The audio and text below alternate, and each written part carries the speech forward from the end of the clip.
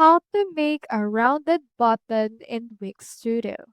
So in order to create a rounded button, click onto this plus icon right here. And then from in there, it should open this elements option. So what we can do is we can hover to this buttons option right there. And we can see in here buttons options. We have in here this sort of oblong. And when you scroll down, you can also see other styled buttons like something like this. And we have in here something round.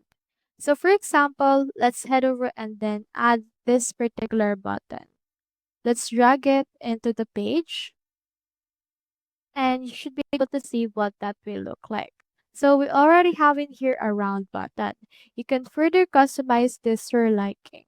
Click onto the settings option and then you can choose a link of what this will be added.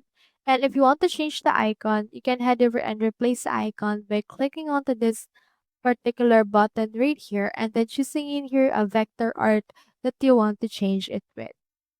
Now, you can also add some more to this case like animation by opening the inspector right here and also changing the URL associated with it, as well as changing the color, the design, background fills, positions, and likes.